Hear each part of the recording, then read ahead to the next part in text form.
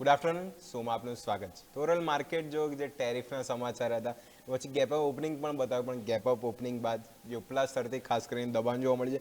Nifty જો 25,650 મતલબ 150 પોઈન્ટની મજબૂત હતી, ત્યાં ઉપરથી આપણને 60 પોઈન્ટ ત્યાંથી તૂટી ચૂક્યા છે. પણ બેંક નિફ્ટી બી જો ત્યાં બી આપણે જોઈશું કે એને કંઈ આપણે ફ્લેટ કારોબાર સાથે જોવા મળ્યું છે. 61,181 મતલબ ત્યાં બી આપણે ઓવરઓલ જો દબાણ જોવા મળ્યું છે. નિફ્ટીમાં સારી વસ્તુ છે, મજબૂતી પકડી રાખી છે. આ બધા વિશે ચર્ચા કરીશું, પણ શરૂઆત હેડલાઇન્સની સાથે કરીશું. ટેરિફના નિર્ણય બાદ ભારતીય બજારમાં તેજી સાથે કારોબાર. નિફ્ટી ડીઆઈએમથી બન્યું દબાણ. નિફ્ટી 80 પોઈન્ટ વધીને 25,700 નજીક, તો સેન્સેક્સમાં 300 પોઈન્ટ વધીને 83,100 નજીક કારોબાર.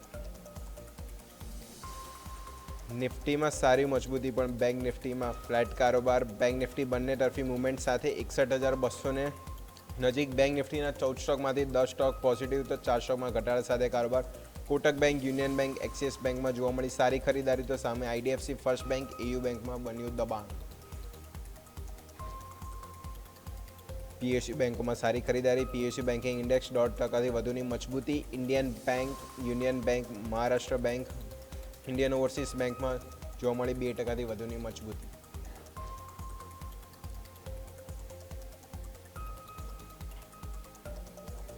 આઈડીએફસી ફર્સ્ટ બેંકમાં 590 કરોડના ફ્રોડનો થયો ખુલાસો. હરિયાણા સરકારના વિભાગના ખાતામાં અંતર મળવાથી બેંકની ચંદીગઢ શાખામાં અનિયમિતતા સામે આવી. તે બાદ સ્ટોકમાં 15%થી વધુનો ઘટાડો. યુપીએલમાં બી બિઝનેસ રિસ્ટ્રક્ચરના લીધે યુપીએલ સ્ટેબલ બિઝનેસ એગ્રી સોલ્યુશનમાં થશે મર્જર. આ સમાચાર બાદ યુપીએલના સ્ટોકમાં પણ 15%ના ઘટાડા સાથે કારોબાર. નિફ્ટી આઈટીમાં ફરીથી જોવા મળી વેચવાલી. આજે આઈટી ઇન્ડેક્સ 1.5%થી વધુનો ઘટાડો. ઇન્ફોસિસ, વિપ્રો, ટીસીએસ નિફ્ટીના ટોપ ગેન લૂઝર્સમાં, તો કોફોજ, એમ્ફાસિસ, એલટી માઇન્ટ્રીમાં પણ સૌથી વધુ વેચવાલી સાથે કારોબાર.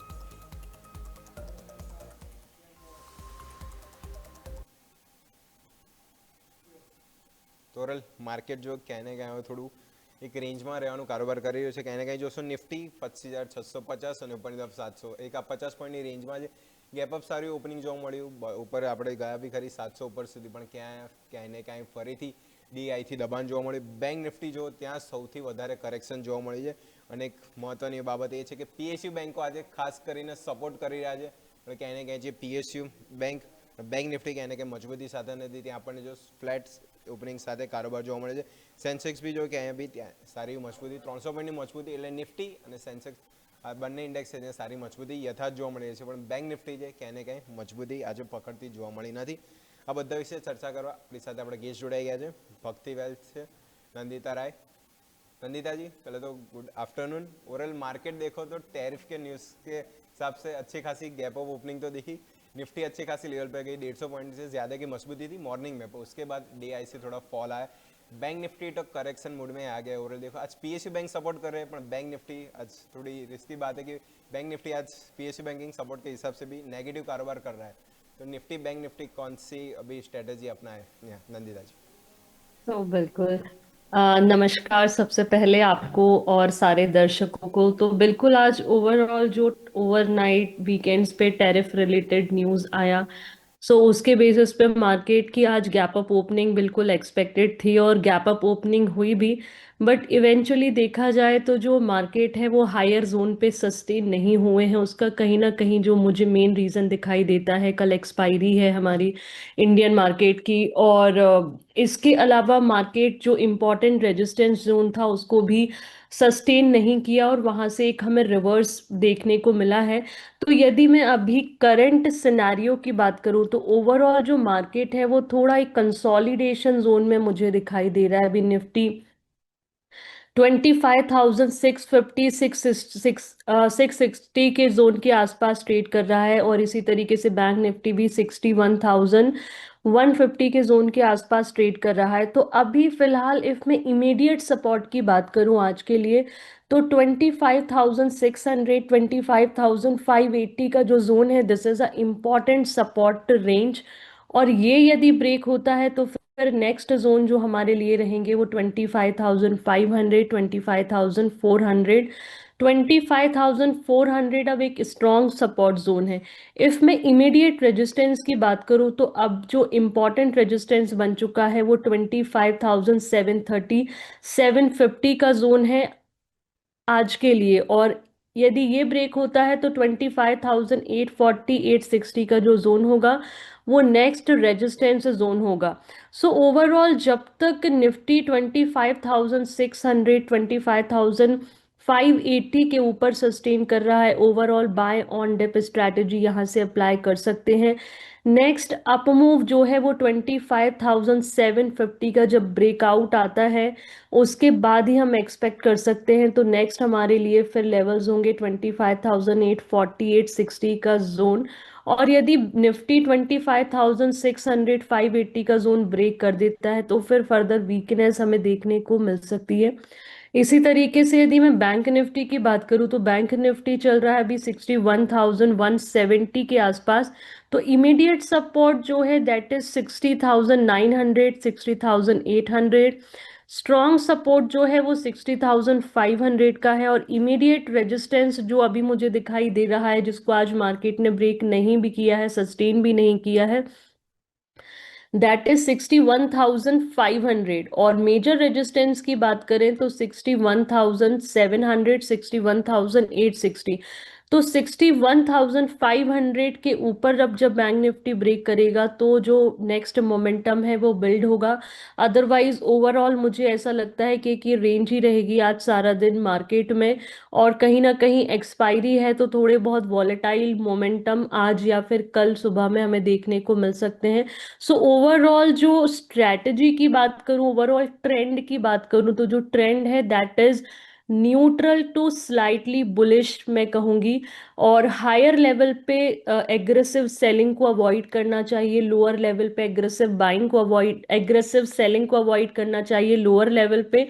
और रेजिस्टेंस जोन पे एग्रेसिव बाइंग को अवॉइड करना चाहिए क्योंकि market trading in this range only. और जब तक प्रॉपरली कंफर्मेशन ना मिले तब तक ट्रेड मत करिए। अदरवाइज स्ट्रैटेजी यही है कि हायर जोन पे जाए तो वहां से रिजेक्शन मिलता है तो सेल ऑन राइज, और यदि लोअर लेवल पे जाता है तो फिर buy on dip strategy add कर सकते हैं स्ट्रिक्ट स्टॉप लॉस के साथ।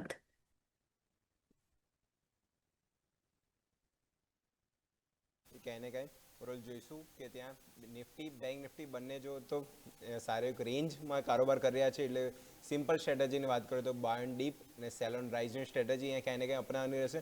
રેન્જ સ્પેસિફિક જોઈએ તો ક્યાંય ને ક્યાંય નિફ્ટી માલ જોઈએ તો 25,650 આજુબાજુ ચાલી રહ્યા છે એટલે 730 અને ઉપરની તરફ 800 એ થોડો હડલ બની રહ્યા છે। અને નીચેની તરફ જોઈશું સપોર્ટમાં ખાસ કરીને તો 25,600 500 અને મેઇન સપોર્ટ બની રહ્યો છે 25,400 કારણ કે લાસ્ટ વીક બી જે ઘટાડા આપણે 400 સુધી ગયા હતા ત્યાંથી ફર્ધર પછી બાઉન્સ બેક જોવા મળ્યું હતું એટલે મેઇન સપોર્ટ નિફ્ટી માટે બની રહ્યા છે। સેમ બેંક નિફ્ટી આજે જો થોડો ફર્ધર ઘટાડો પીએચયુ બેંક સપોર્ટ કરી રહ્યા છે તો બી ફર્ધર વધારે સેલિંગ બેંક નિફ્ટીમાં જોવા મળી રહ્યું છે। તો બેંક નિફ્ટી બી હાલ જો 61,180 આજુબાજુ ટ્રેડ થઈ રહ્યો છે તો 60,800 મેઇન સપોર્ટ રહેશે।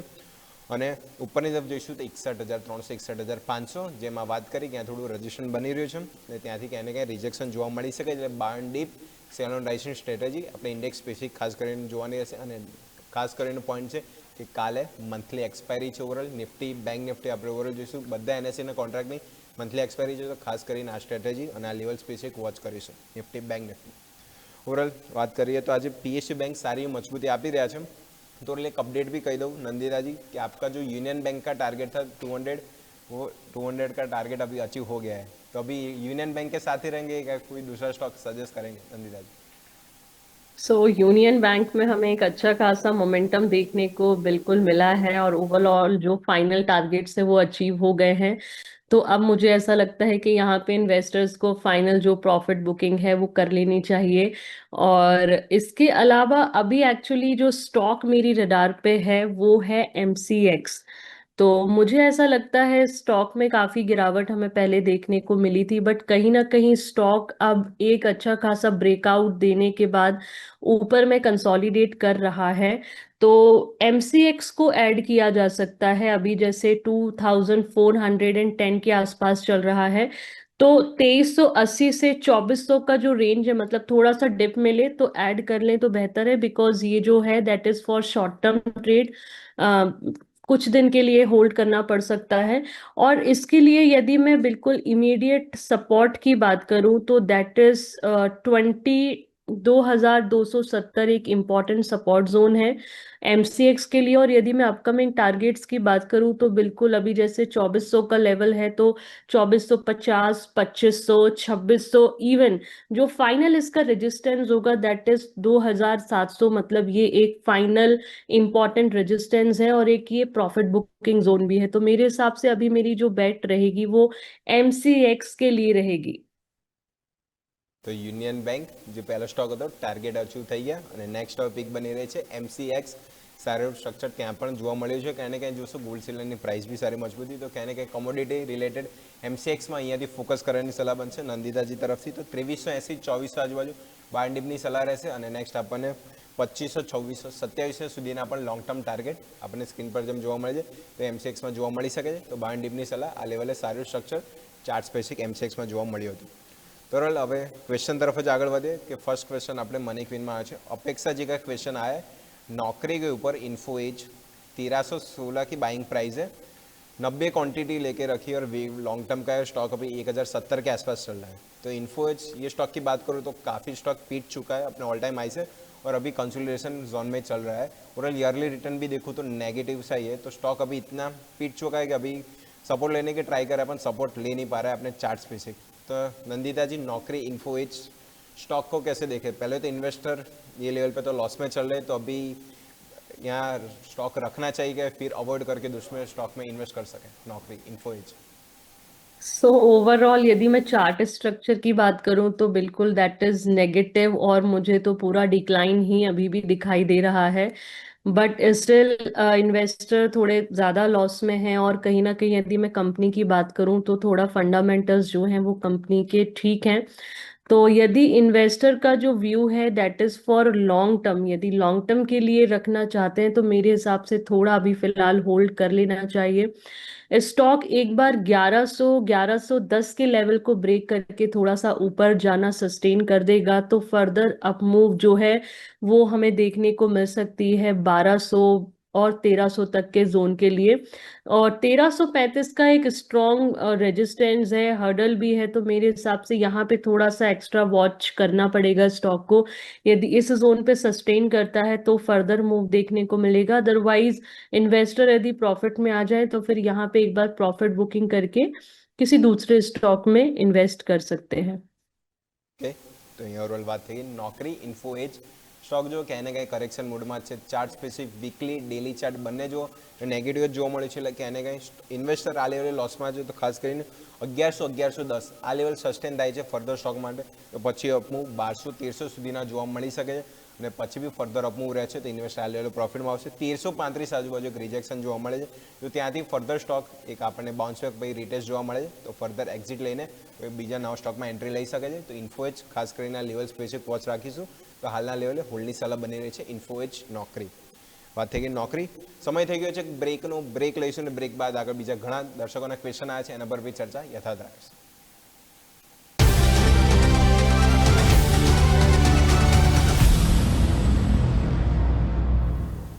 બ્રેક બાદ આપનું સ્વાગત છે। તો ઓવરઓલ માર્કેટ જો ક્યાંય ને ક્યાંય 650થી સારું એક બાઉન્સ બેક જોવા મળ્યું છે પછી 100 પોઈન્ટની મજબૂતી નિફ્ટીમાં 25,670। બેંક નિફ્ટી જો ત્યાં ક્યાંય ને ક્યાંય થોડું દબાણ જોવા મળી રહ્યું છે જેમ પીએસયુ બેંક સપોર્ટ કરી રહ્યા છે પણ જે નેગેટિવ સમાચાર આવ્યા છે આઈડીએફસી ફર્સ્ટ બેંક અને EU બેંક એ ક્યાંય ને ક્યાંય અહીંયા દબાણ જોવા મળી રહ્યું છે આપણને બેંક નિફ્ટીમાં એ બંને સ્ટોકને એનાલિઝ જો ફર્ધર નિફ્ટી અને સેન્સેક્સ સારી મજબૂતી છે પણ બેંક નિફ્ટી ફર્ધર આપણને ફ્લેટ ટુ નેગેટિવ કારોબાર બેંક નિફ્ટીમાં ક્યાંય ને ક્યાંય જોવા મળી રહ્યો છે। तो रोल मार्केट अपडेट થઈ ગયું और नेक्स्ट सवाल तरफ જ आगे बढ़े तो नेक्स्ट क्वेश्चन अपने पास आया भाविका जी का ओलेक्ट्रा के ऊपर ओलेक्ट्रा ग्रीन टेक 1240 के आसपास बाइंग प्राइस है 70 क्वांटिटी लेके रखी है और लॉन्ग टर्म का व्यूअर स्टॉक अभी 1000 के नीचे फिसल चुका है 998 के आसपास। तो ओवरऑल नंदिता जी ओलेक्ट्रा ग्रीन टेक ये स्टॉक देखो तो एक दो दिन चलता है अच्छा खासा फिर साइडवेज मोमेंटम दिखाता है फिर ओवरऑल ईयर देखो तो कहीं ना कहीं इतने साइडवेज मोमेंटम में ही रहता है। तो ओलेक्ट्रा ग्रीनटेक इन्वेस्टर है ये लेवल 1240 मतलब ये लेवल पे तो अभी लॉस में चल रहे हैं स्टॉक 1000 के लेवल के आसपास अभी कारोबार कर रहा है तो क्या सलाह रहेगी ओलेक्ट्रा ग्रीनटेक? सो ओवरऑल जो स्टॉक है मतलब बिल्कुल कंसोलिडेशन जोन में ही है। काफी समय से स्टॉक ने एक अपना सपोर्ट बनाया था 970 का, एंड उसके बाद प्रॉपरली हमें एक अप मूव भी देखने को मिला था 1130 1140 तक, बट अगेन फिर स्टॉक जो है वो 1000 के नीचे है। तो ओवरऑल अभी चार्ट स्ट्रक्चर नेगेटिव है, आज भी जो स्टॉक है वो थोड़ा डाउन ही है। तो मुझे ऐसा लगता है कि अभी फिलहाल इन्वेस्टर रिस्क में है, तो मैं अभी ये तो नहीं बोलूंगी कि आप यहाँ निकल जाइए, because if short term to long term का व्यू है, और इम्पॉर्टेंट सपोर्ट अभी मुझे जो दिख रहा है जहां से पहले भी हमें एक अच्छी खासी रिकवरी देखने को मिली है, वो है 965 रुपए का। मतलब 950 एक सपोर्ट जो है वो मेंटेन कर सकते हैं, और उस सपोर्ट के बेसिस पे प्रॉपरली अभी होल्ड कर सकते हैं। स्टॉक थोड़ा सा वॉलेटाइल रहता है। स्टॉक जैसे ही 1015 के ऊपर सस्टेन करना स्टार्ट कर देगा, तो मेरे हिसाब से स्टॉक में वापस थोड़ा अपमूव जो है वो स्टार्ट हो जाएगा। हर्डल्स थोड़े बने हुए हैं स्टॉक में। 1050 एक हर्डल है, 1050 1053 ये भी ब्रेक हो जाएगा तो 1080, और जो फाइनल रेजिस्टेंस जहां से इसके पहले भी प्रॉफिट बुकिंग देखने को मिली है वो 1140 का लेवल है। तो मुझे लगता है कि 1140 जब आए तो थोड़ा सा वहां पे देखना बनता है, बिकॉज इसके ब्रेकआउट के बाद ही हमें जो फर्दर अपमूव है 1300 के लेवल वाली, वो उसके बाद ही हमें देखने को मिलेगी। सो फिलहाल होल्ड करने की मेरी सलाह रहेगी। થઈ ઓલેક્ટા ગ્રીન ટેક સ્ટોક જો ખાસું કરેક્શન આપે બતાવી ચૂક્યા છે ઓવરઓલ કન્સોલિડેશન ઝોનમાં જ ચાલે છે સમાચાર બેસિસ ઉપર સ્ટોક ક્યાંને ક્યાં રિએક્શન આપતો હોય છે પણ ફર્ધર આજે બી જો માર્કેટ સારું છે પણ 2% કરેક્શન ઓલેક્ટ્રા ગ્રીન ટેકમાં જોવા મળી રહ્યું છે તો ખાસ કરીને જે 950 65 આજુબાજુ છે ત્યાંથી સારો સપોર્ટ લાઈન બાઉન્સ બેક જોવા મળે છે ફર્ધર ઉપર 1050નું લેવલ ક્રોસ થાય છે તો ત્યાં પછી આપણને 1100 1200 જે થોડા નાના નાના હડલ સ્ટોકમાં જોવા મળી રહ્યા છે તો પછી ફર્ધર જોઈશું તો 1300 સુધીના પણ લેવલ જોવા મળી શકે છે તો ઓલેક્ટ્રા ગ્રીન ટેક આ લેવલે खास કરીને હોલ્ડની સલાહ બની રહી છે ઇલેક્ટ્રિક ઇન્ટેક વાત થઈ। नेक्स्ट क्वेश्चन की तरफ आगे बढ़ते हैं तो नेक्स्ट क्वेश्चन हमारे पास है जेएसडब्ल्यू एनर्जी के ऊपर अंजी जी का। जेएसडब्ल्यू एनर्जी 472 के आसपास उनकी बाइंग प्राइस है, 100 क्वांटिटी है और मिड टर्म का व्यू रख रहे हैं और स्टॉक अभी 490 के आसपास चल रहा है जेएसडब्ल्यू एनर्जी। ये स्टॉक भी देखो तो अपने ऑल टाइम हाई से तो काफ़ी गिर चुका है, बीच में एक न्यूज़ भी आई थी नेगेटिव स्टॉक फिर अभी 450 के आसपास कहीं ना कहीं सपोर्ट ले रहा है चार्ट स्पेसिफिक में देख रहा हो तो जेएसडब्ल्यू एनर्जी इन्वेस्टर ये लेवल पे तो देखो तो थोड़े प्रॉफिट में चल रहे क्योंकि बाय एंड डिप किया लगता है तो 100 क्वांटिटी है तो जेएसडब्ल्यू एनर्जी क्या सलाह रहेगी? तो अभी फिलहाल 490 के जोन में है। दी ओवरऑल स्टॉक के चार्ट स्ट्रक्चर की बात करूं तो अभी भी पॉजिटिव है। ओवरऑल जो फॉर्मेशन है वो बुलिश है। तो मुझे ऐसा लगता है कि अभी फिलहाल होल्ड कर सकते हैं।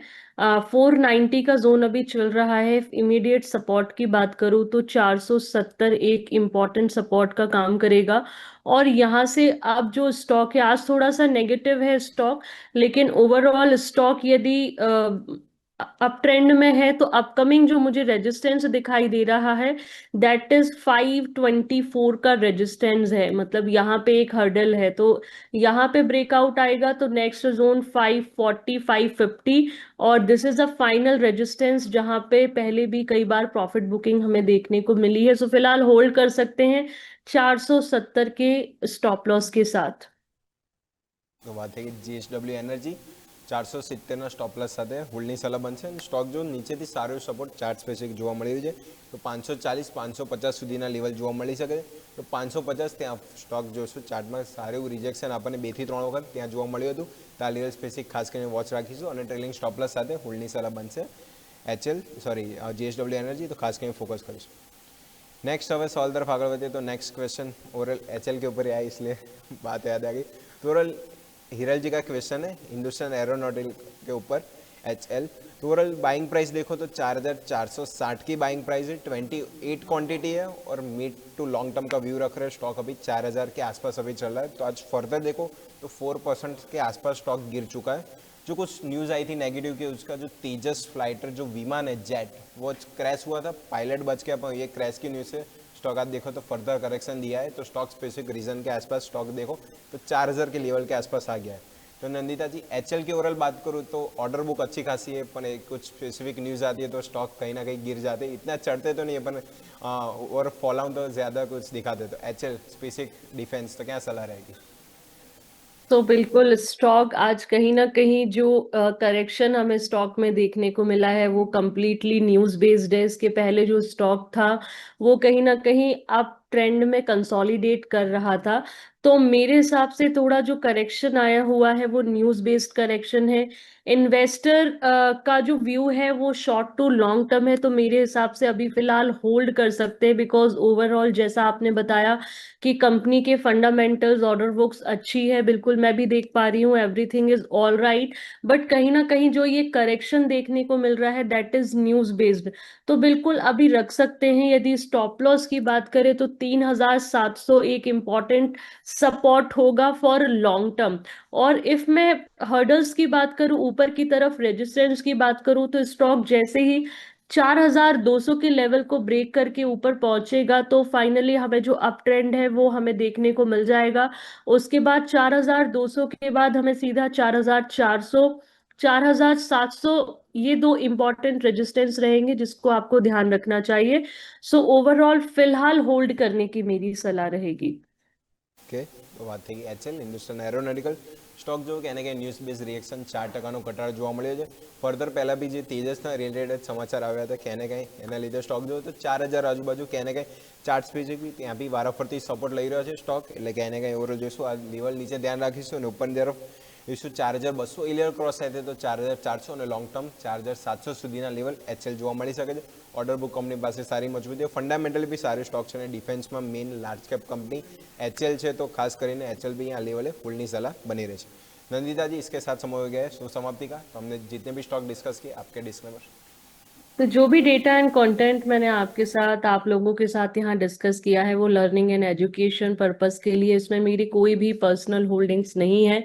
मैंने मेरे क्लाइंट्स को जरूर सजेस्ट किया, हो सकता है किसी भी स्टॉक में इन्वेस्टमेंट करने से पहले अपने फाइनेंशियल एडवाइजर के साथ जरूर कांटेक्ट करें। धन्यवाद। थैंक यू मैडम समय आने के लिए. तो रोल घણા બધા ક્વેશ્ચન ડિસ્કસ કર્યા, ગેસ્ટનો વ્યૂ જાણ્યો તે લેવલ ખાસ કરીને ફોકસ કરશું અને જેમ આજની પીક બની રહી છે એમસીએક્સ ઓવરઓલ એ સ્ટોક પર બી ખાસ કરીને ફોકસ કરશું. માર્કેટ ઓવરઓલ જો ક્યાંને ક્યાંય રેન્જમાં કારોબાર જોવા મળી રહ્યો છે, પણ સમય થઈ ગયો છે બ્રેકનો. બ્રેક લઈશું અને બ્રેક બાદ જે આગળ બીજો શો છે કોલ કરો કોમો, એમાં બી દર્શકોના ક્વેશ્ચન આવ્યા છે, માર્કેટનું ચેક, એમાં બી ચર્ચા આગળ યથાવત રાખીશું.